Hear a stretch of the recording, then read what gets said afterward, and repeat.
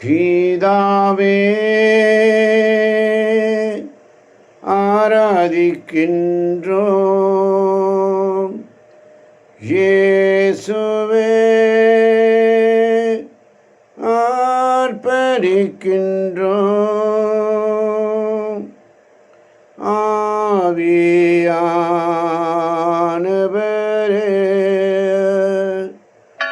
அன்பு செய்கின்றோம்,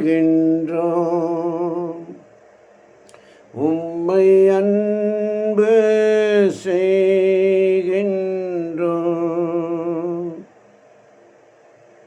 பிதாவே ஆராதிக்கின்றோம், இயேசுவே ஆர்ப்பரிக்கின்றோம், ஆவியானவரே அன்பு செய்கின்றோம். யோவான் நற்செய்தி 15ஆம் அதிகாரத்தில் 4 முதல் 6 வரை உள்ள வசனங்கள் மிக தெளிவாக சொல்லுகிறது. இணைந்திருத்தலும் கனி தருவதும். திராட்சை கிளை செடியோடு கொடியோடு இணைந்திருக்க வேண்டும், கிளை தனித்தர வேண்டும் என்று 2 கருத்துகளும் இந்த உவமையிலே வலியுறுத்துகிறார் இயேசு. கிளையின் குறிக்கோள் என்னவென்றால் கொடியோடு இருப்பது அல்ல, கனி கொடுத்தலே. கனி கொடுப்பதற்கு கிளை கொடியோடு இருந்தாக வேண்டும். 4ஆம் வசனம் அழகாக சொல்லுது. வாசிக்க கேட்போம். 4ஆம் வசனம்.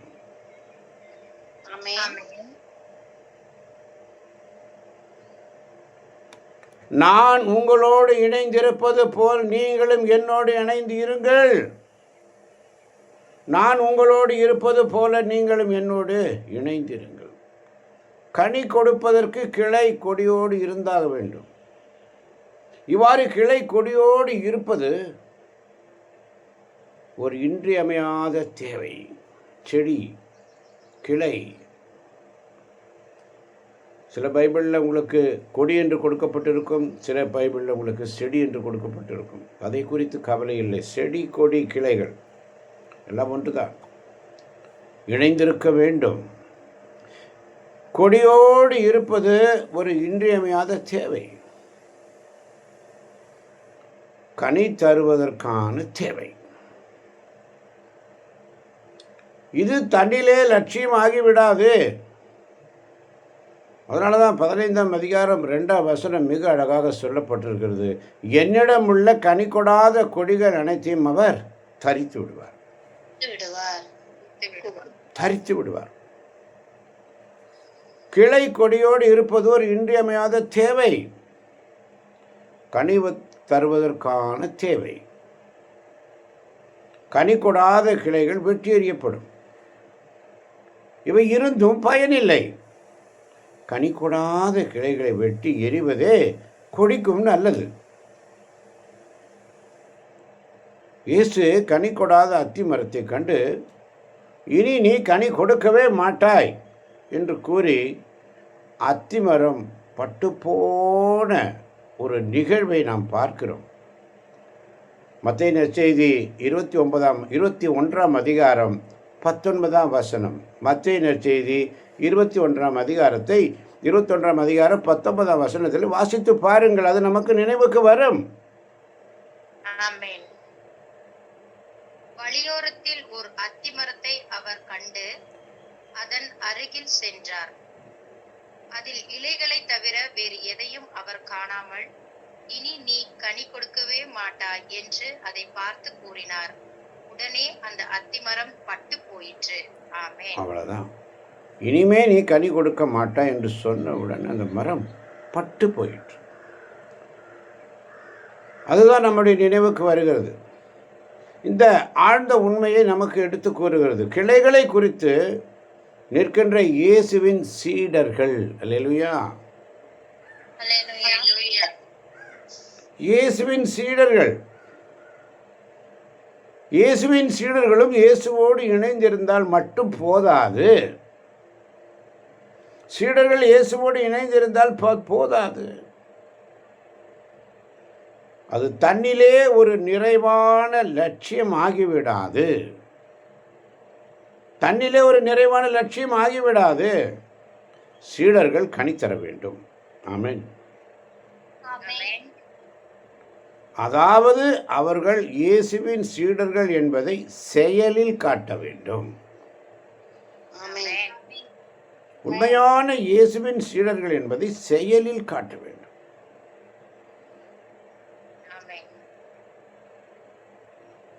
எல்லாரும் மாதிரி இல்லை.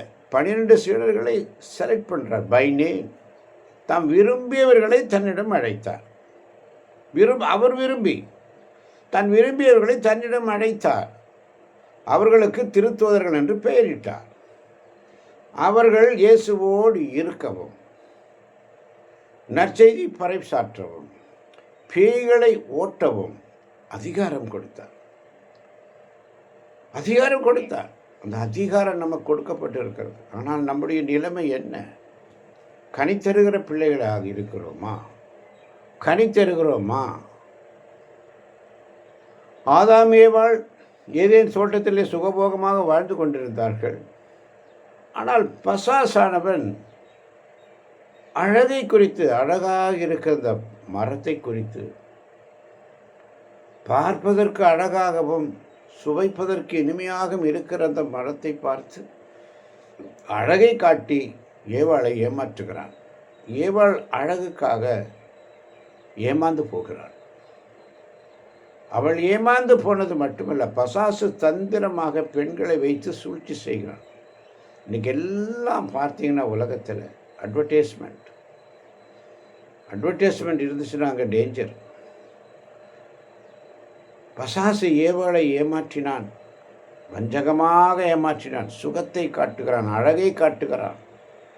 அப்படியே பாசத்தை பொழிகிற மாதிரி அங்கே காட்டி திசை திருப்பி ஏவாளை தன் பக்கம் இழுத்து கொண்டான். பாவம் நுழைந்தது. அப்படித்தான் இன்று நாமும் அலைந்து திரிகிறோம். உண்மையான தேவனை ஆராதிக்க வேண்டிய நேரத்தில், ஆராதிக்க வேண்டிய அவரிடத்தில் கனி கொடுக்க பிள்ளைகளாக நான் உன்னை தேடினேன், நீ எங்கே இருக்கிறாய்? நான் உன்னை தேடினேன், நீ எங்கே இருக்கிறாய்? ஆதாமை பார்த்து ஆண்டவர் கேட்கின்ற வார்த்தை, என் மகனே நீ எங்கே இருக்கிறாய்? என் மகளே நீ எங்கே இருக்கிறாய்? ஆதாமை பார்த்து கேட்ட கேள்வி. நம்ம எல்லோரையும் ஆண்டவர் என்று காலையில் நீ எங்கே இருக்கிறாய்? எதற்காக நான் உன்னை அழைத்தேன்? என் பணியை செய்வதற்காக. நம் பணியை செய்ய நான் யாரை அனுப்புவேன்?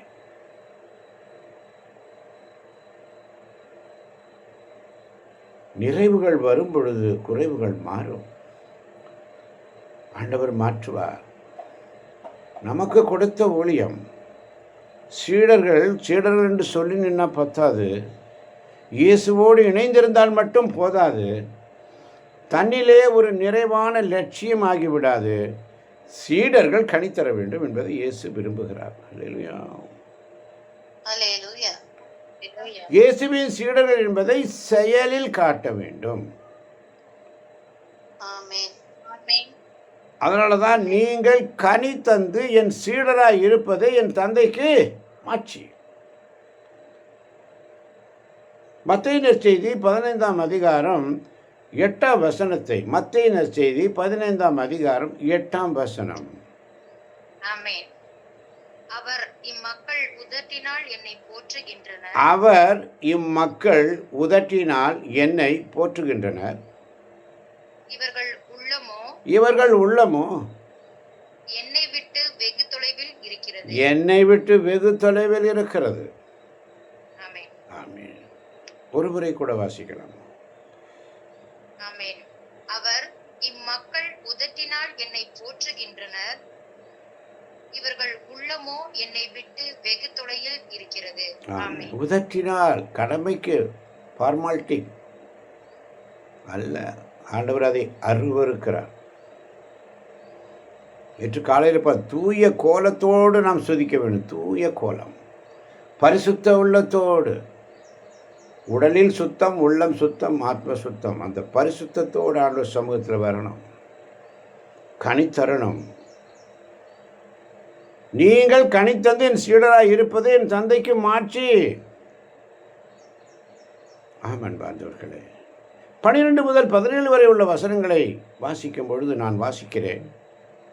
நான் உங்களிடம் அன்பு கொண்டிருப்பது போல நீங்களும் ஒருவர் மற்றவரிடம் அன்பு கொண்டிருக்க வேண்டும் என்பது என் கட்டளை. கனி தருகிற பிள்ளைகளாக தம் நண்பர்களுக்காக உயிரை கொடுப்பதை விட சிறந்த அன்பு யாரிடம் இல்லை. நான் கட்டளையிடுவதையெல்லாம் நீங்கள் செய்தால் நீங்கள் என் நண்பர்களாக இருப்பீர்கள். இனி நான் உங்களை பணியாளர் என்று சொல்ல மாட்டேன். ஏனெனில் தம் தலைவர் செய்வது இன்னதென்று பணியாளருக்கு தெரியாது. உங்களை நான் நண்பர்கள் என்றேன், ஏனெனில் என் தந்தையிடமிருந்து நான் கேட்டவை அனைத்து உங்களுக்கு அறிவித்தேன். எல்லாம் சொல்லி கொடுத்தார், எல்லாம் செஞ்சார். எல்லாவற்றையும் இயேசு எவ்வளவு வேதனையோடு சொல்றார் பாருங்க.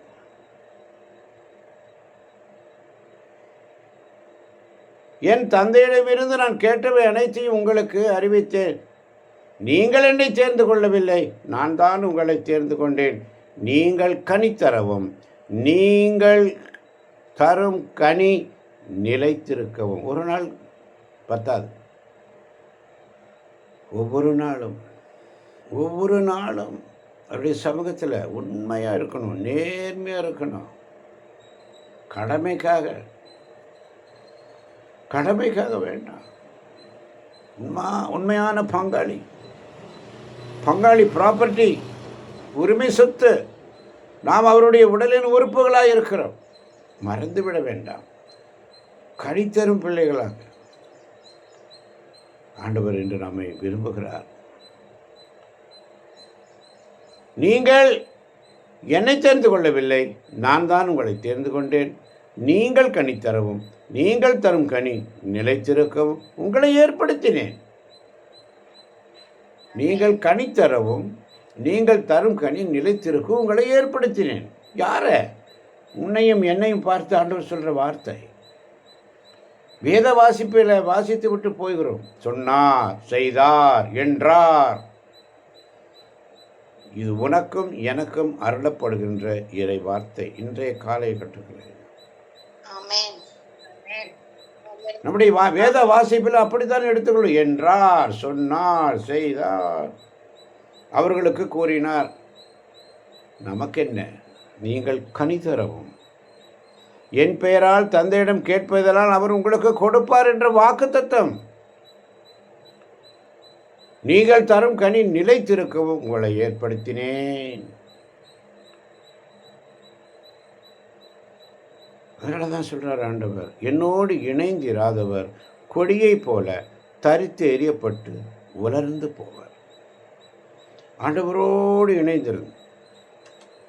அதனால தான் ஏசாயா இறைவாக்கினர் புஸ்தகம் 5ஆம் அதிகாரம் 2ஆம் வசனம். ஏசாயா 5ஆம் அதிகாரம் 2ஆம் வசனம். அவர் அதை நன்றாக கொத்தி கிளறி கற்களை களைந்தெடுத்தார். நல்ல இன திராட்சை செடிகளை அதில் நட்டு வைத்தார். அவற்றை காக்கும் பொருட்டு கோபுரம் ஒன்றை கட்டி வைத்தார். திராட்சை பழம் பிழிய ஆலை ஒன்றை அமைத்தார். நல்ல திராட்சை குலைகள் கிட்டுமென எதிர்பார்த்து காத்திருந்தார். மாறாக காட்டு பழங்களையே அது தந்தது. ஆமென். என் நண்பரை குறித்து கவி பாடுவேன். என் அன்பரின் திராட்சை தோட்டத்தை பற்றி காதல் பாட்டொன்று பாடுவேன். செழிவுமிக்க ஒரு குன்றின் மேல் என் நண்பருக்கு திராட்சை தோட்டம் ஒன்று இருந்தது. ஒரு கவிதையாக ஏசாயா இறைவாக்கினர் சொல்லுகிறார். அந்த திராட்சை தோட்டத்தை அவர் கடவுள் நன்றாக கொத்தி கிளறி கற்களை களைந்தெடுத்தார். நல்ல இன திராட்சை செடிகளை அதில் நட்டு வைத்தார். அவற்றை காக்கும் பொருட்டு கோபுரம் ஒன்றையும் கட்டி வைத்தார். திராட்சை பழம் பிழி ஆலை ஒன்றை அமைத்தார். நல்ல திராட்சை கொலைகள் கிட்டுமென எதிர்பார்த்து காத்திருந்தார். மாறாக காட்டு பழங்கள் எது தந்தது? அல்லேலூயா.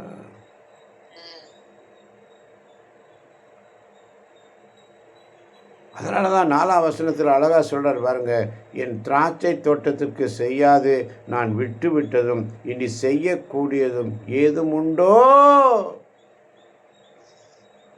கேள்வி. ஆனால் அதனால தான் ஏசாயா இறைவாக்கினர் 1ஆம் அதிகாரத்தில் மிக அழகாக சொல்லப்பட்டிருக்கிறது. 2ஆம் வசனம், விண்வெளியே கேள், மண்ணுலகே செவிகொடு, ஆண்டவர் திருவாய் மலர்ந்தள்ளுகிறார், பிள்ளைகளை பேணி வளர்த்தேன், அவர்களோ எனக்கு எதிராக கிளர்ந்தெழுந்தார்கள். ஆண்டவர் விண்ணையும் மண்ணையும் படைத்த ஆண்டவர் வேதனையோடு சொல்றார்,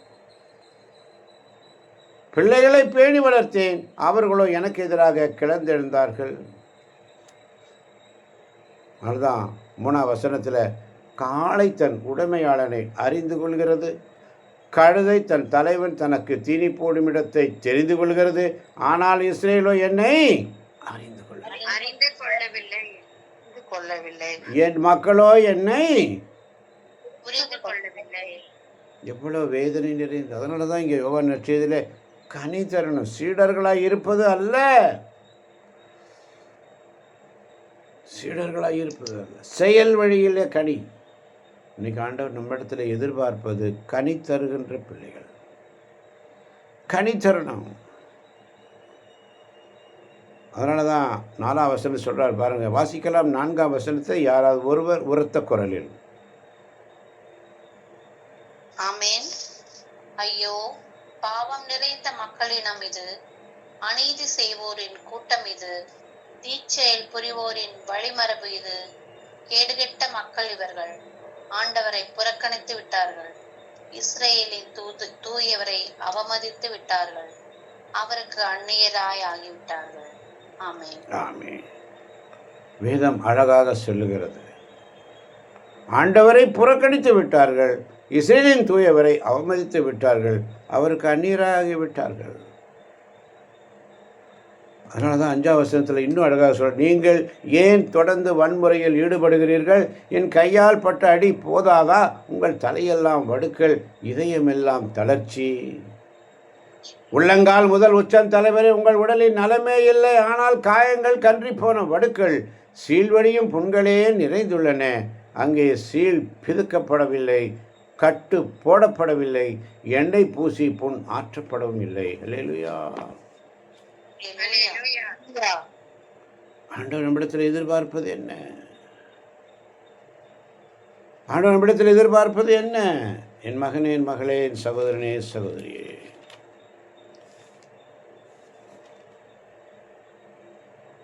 சீடர்களை பார்த்து அழகா சொல்றார், கனித்தர பிள்ளைகள். அதனால தான் யோவான் 16ஆம் அதிகாரம் 1ஆம் வசனத்தில் மிக அழகாக சொல்வது, நீங்கள் நம்பிக்கை இழந்து விடாதிருக்க இவற்றையெல்லாம் உங்களிடம் சொன்னேன். நீங்கள் நம்பிக்கை இழந்து விடாதிருக்க இவற்றையெல்லாம் உங்களிடம் சொன்னேன். அதனால தான் யோவான் 16:12 சொல்லுகிறது, நான் உங்களிடம் சொல்ல வேண்டியவை இன்னும் பல உள்ளன, ஆனால் அவற்றை இப்போது உங்களால்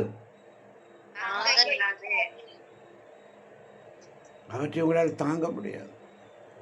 எப்படியாவது தடுமாறி ஆண்டவரிடத்தில் திரும்ப வேண்டும் என்று சொல்லி ஆண்டவர் விரும்புகிறார். யோவான் 15:9 சொல்வதைப் போல, என் தந்தை என் மீது அன்பு கொண்டுள்ளது போல நானும் உங்கள் மீது அன்பு கொண்டுள்ளேன், என் அன்பில் நிலைத்திருங்கள். அன்பில் நிலைத்திருங்கள், அன்பில் நிலைத்திருங்கள். பேதுரு பார்த்தீங்கன்னா இரவெல்லாம் மீன் பிடிச்சார். என்ன பண்ண நடந்தது? அங்கே ஒன்றுமே கிடைக்கல. இரவெல்லாம் மீன் பிடிக்கணும், உட்காந்தாங்க, ரொம்ப வேதனையோடு உட்காந்துருக்காரு. காலையில் அங்கே 2 படகு இருக்குது. 2 படகு இருக்கும்போது அது ஒன்று பேதுரு எடுத்து, 2 படகுல அங்கே எல்லாம் ஏறல ஆண்டவர். பேதுருடைய படகுல தான் போகிறாரு. பேதுரை பார்த்து சொல்கிறாரு, கொஞ்சம் தள்ளி நிறுத்தப்பான்னு சொல்கிறார். இந்த படகை கொஞ்சம் தள்ளு. நீ நிற்கிற இடத்துலையே நிற்காத. ஆமாம், நீ சோர்வுற்று இருக்கிறா எனக்கு தெரியும், நீ வேதனையோடு இருக்கிறா எனக்கு தெரியும். கொஞ்சம் படகை கொஞ்சம் தள்ளுப்பா. பேதுரு படகை கொஞ்சம் தள்ளுறார். கொஞ்சம் தள்ளின பிற்பாடு இயேசு படகுல ஏறிறார். படகுல ஏறின பிற்பாடு அவர் இப்போ பேதுரு என்ன நினைப்பார், இரவெல்லாம் கஷ்டப்பட்ட கரையில் கொண்டாந்து கட்டி வைக்கலான்னு பார்த்தா இவர் வேற படகை தள்ளி வைக்க சொல்கிறாரு. தள்ளிட்டார். முணுமுணுக்கவில்லை. இயேசு அமர்ந்து மக்களுக்கு போதித்து கொண்டிருக்கிறார். அவருடைய பிரசங்கம் முடிஞ்ச பிற்பாடு சொல்கிறாரு, இன்னும் கொஞ்சம் ஆழத்துக்கு போ. இப்போ பேதுருக்கு கடுப்பாகுமா இல்லையா? என்ன ஆண்டவரே, நான் நைட்டெல்லாம் கஷ்டப்பட்டு ஒன்றுமே கிடைக்கல, நான் அப்படியே விரிச்சோடி உட்காந்துருக்கிறேன். கொஞ்சம் தள்ளுன்னு சொன்னீங்க, தள்ளிட்டீங்க. இப்போ சொல்கிறீங்க கொஞ்சம் ஆழத்துக்கு, எனக்கு வேறு வேலை இல்லையா என்று கேட்டிருக்கலாம். ஆனால் இயேசுவுக்கு தேவை பேதுருடைய படகு. அல்லேலூயா. பேதுருடைய படகு தான் இயேசுக்கு தேவை. அவைலபிளாக இருக்கணும். நீங்கள் இயேசுவுக்கு அவைலபிளாக இருக்கணும். பிரசங்கம் பண்ண தேவை. பேதுரு இடம் கொடுத்தான். அப்புறம் சொல்கிறாரு, உன் படகை சற்று தள்ளு. இப்போ படகை ஆழத்திற்கு விடு. ஆழத்துக்கு விடுறான். இப்போ வலையை போடு. வலை கிளிய ஏராளமான மீன்கள். வலை கிளிய முதல்ல இடம் கொடுக்கணும். இயேசுக்கு நீ இடம் கொடுத்தியா? எனக்கு ரொம்ப பர்சனல் ப்ராப்ளம் இருந்துச்சு. நைட்டெல்லாம் நான் மீன் பிடிச்சி ஒன்றும் கிடைக்கல. இயேசுக்கு இடம் கொடுத்தியா? இயேசுக்கு இடம் கொடு. இயேசுக்கு இடம் கொடுத்துப்பார். என் தாய் மறந்தாலும் நீர் மறப்பதில்லையே, தந்தை வெறுத்தாலும் நீர் வெறுப்பதில்லையே.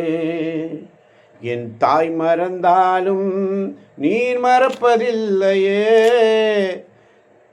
தந்தை வெறுத்தாலும் நீர் வெறுப்பதில்லையே. மீன்களை பிடித்தவன் உங்களை மனிதர்களை பிடிக்க அழைத்தார், மனுஷனை பிடிக்கவே மாற்றினார். அதுக்காக தான் இயேசுவும் படகுல இருக்கிறாரு. பேதுரு ஒரு நாள் மறுதலிப்பான் என்று இயேசுவுக்கு தெரியும். ஆனால் அழைத்தவர் அருகில் உண்டு. ஆண்டவருக்கு தெரியும். நம்ம லைஃப்பில் போடுற வலைகள் எல்லாம் வெறுமையாய் வந்தாலும் என்னோட அவர் இருக்க எனக்கு ஒரு குறையும் இல்லை. புயல் அடித்தாலும் அலை ஓய்ந்தாலும் என் துதிகள் ஒரு நாளும் ஓயாது. கரை தெரியாமல் கண் அலைந்தாலும் என் துதிகள் ஒரு நாளும் ஓயாது. என் நம்பிக்கை அவமானாலும் என் துதிகள் ஓயாது. கைவிடத் தெரியாதவரை விட்டு ஓட முடியாது. உம்மை விட்டால் நம்புவதற்கு வேறு எனக்கு யாரும் கிடையாதுப்பா என்று சொல்லி பேதுருடைய மனநிலை அப்படித்தான் இருந்திருக்கும். பேதுரு மீன் பிடிப்பவன். பல வருடங்களாக கடலிலே மிதக்கும் படக பேதுரு நம்பல. கடல் மீது நடப்பவரை நம்பி வந்தான். அவனுக்கு நீந்த தெரியும். நீந்த தெரிந்த ஒரு மீனவனாக இருந்தும் இயேசு வந்து என்னை தூக்குவார் என்ற நம்பிக்கையோடு பேதுரு இருந்தான். நான் மூழ்கி போவேன். சீடர்கள் மற்ற கப்பலில் இருக்கிறாங்க. பேதுருடைய நிலைமை என்ன? இயேசு நடக்கிறார், நானும் நடக்க வேண்டும், அவரோடு வாக் வித் ஜீசஸ். அந்த ஆவல். அவன் மூழ்கிறான். அவனுக்கு நீச்சல் தெரியும். ஆனால் இயேசு என்னை காப்பாற்றுவார் என்ற நம்பிக்கை பேதுருவுக்கு இருந்தது. நான் மூழ்கும் நிலையை, நான் மூழ்கி போயிடுவேனோ, நான் எப்படியாவது அழிஞ்சு போயிடுவேனோ என்று ஊர் மக்கள் பேச அவர் விடமாட்டார். அழைத்தவர் கைவிட மாட்டார். நம்முடைய துதி ஒரு நாளும் ஓயக்கூடாது. துதி ஓயக்கூடாது. நம்முடைய நம்பிக்கை அவமானாலும் நம்முடைய துதிகள் ஓயக்கூடாது. அதனால தான் கனித்தரும் பிள்ளைகளாக. அதனால தான் யோவான் 15:13 சொல்றாரு, தன் நண்பர்களுக்காக உயிரை கொடுப்பதை விட சிறந்த அன்பு யாரிடமும் இல்லை. நான் கட்டளையிடுவதையெல்லாம் நீங்கள் செய்தால் நீங்கள் என் நண்பர்களாய் இருப்பீர்கள். கட்டளையிடுவதையெல்லாம் செய்யணும். திராட்சை செடி, கொடி, கிளைகள் கனி கொடுக்கிற பிள்ளைகளாக. கனி கொடுக்கிற பிள்ளை எங்கே? கரித்து விடுவார், தரித்து விடுவார், வெட்டி போட்டுருவார், தூக்கி எரிஞ்சிருவார். தேவையில்லை.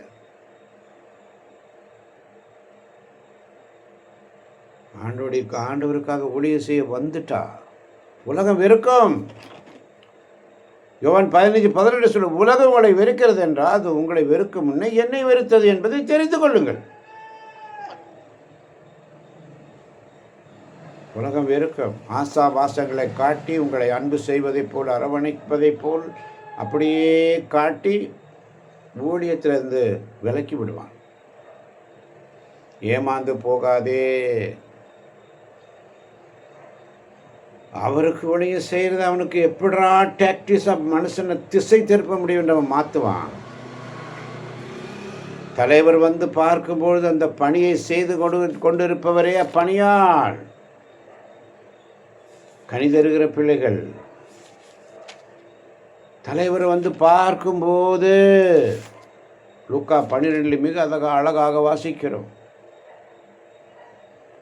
அதனால தான் லூக்கா 12:8 சொல்லுவார், நான் உங்களுக்கு சொல்லுகிறேன், மக்கள் முன்னிலையில் என்னை ஏற்றுக்கொள்பவரை மானிட மகனும் கடவுளின் தூதர் முன்னிலையில் ஏற்றுக்கொள்வார். லூக்கா 12:9 வாசித்து பாருங்கள். மக்கள் முன்னிலையில் என்னை மறுதலிப்பவர் கடவுளின் தூதர் முன்னிலையிலும் மறுதலிக்கப்படுவார். 10ஆம் வசனத்தை வாசித்து பாருங்கள்.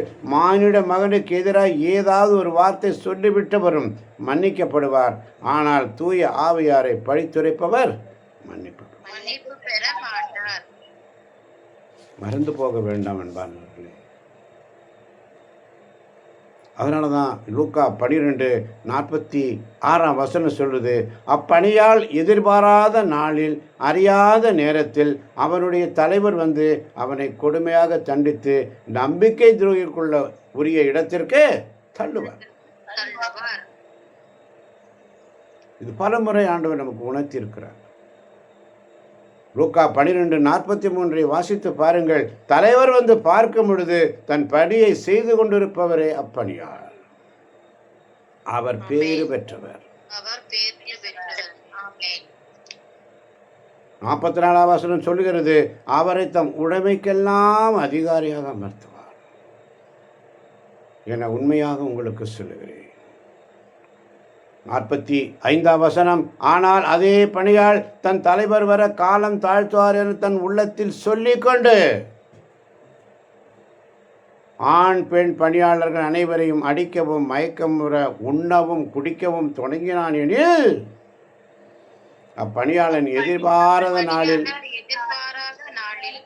அறியாத நேரத்தில் அவனுடைய தலைவர் வந்து அவனை கொடுமையாக தண்டித்து நம்பிக்கை துரோகிகளுக்கு உரிய இடத்திற்கு தள்ளுவார். ஆமென்.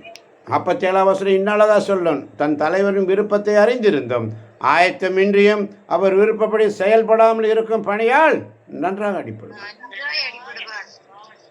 மறந்து போக வேண்டும். கனி தரும் பிள்ளைகளாக ஆண்டவர் விரும்புகிறார்.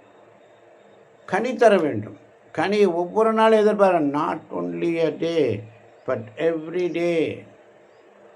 அனுதினமும் கனி கொடுக்கணும். ஒரு நாளைக்கு கொண்டாட்டம் ஆகாது. அனுதினமும் எங்கே என்று ஆண்டவர் உன்னை கேட்கும் பொழுது ஒவ்வொரு நாள் ஆண்டவர் சமூகத்தில் இருக்கும் பொழுது ஆண்டவருடைய சமூகத்தில் கண்களை மூடி கரங்களை கும்பிட்டு, ஆண்டவரே உம்மை போல யாரும் இல்லப்பா, ஏசப்பா உம்மை போல யாரும் இல்லப்பான்னு சொல்லி லூக்கா 11 இயேசு கற்பிக்கிற ஜெபம், எங்களை சோதனைக்குட்படுத்தாதையும் தீயோரிடமிருந்து எங்களை விடுவித்தலும் என்று கற்பித்தார்.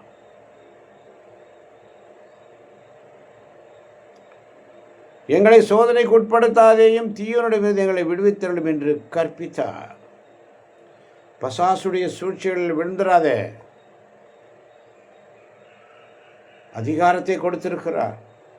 அவனுடைய வார்த்தைகளை கற்றுக்கொள்ள, எடுத்து சொல்ல, சீடர்களை தம்மோடு இருக்க, நற்செய்தி பறைசாற்ற, பேய்களை ஓட்ட அதிகாரம் கொடுத்தார். உங்களுக்கும் எனக்கும் அந்த அதிகாரத்தை ஆண்டவர் கொடுத்திருக்கிறார். அந்த அருளை இழந்து விடாதே. இல்லையென்றால் கனி கொடாத திராட்சை கிளைகள் தரித்து எரியப்படும். தரித்து எரியப்படும். அது கனி கொடுக்கலன்னா வேஸ்ட்டு. கனியை எதிர்பார்க்கிறார். கனி கொடுக்கிற பிள்ளைகளாக மாறுவோம். கனி கொடுக்கும் பிள்ளைகளாக எங்களை மாற்றும் ஆண்டவரே. இதை கேட்கப் போகின்ற ஒவ்வொரு பிள்ளைகளையும் நாங்கள் எப்பொழுதும் உம்முடைய சீடர்களாக, சீடத்தியாக, கனி கொடுக்கிற பிள்ளைகளாக நீர் எங்களை மாற்றும் ஆண்டவரே என்று சொல்லி இதை கேட்கப் போகின்ற ஒவ்வொரு பிள்ளைகளையும் தேவன் தாமே நிறைவாக ஆசீர்வதிப்பாராக. ஆமேன்.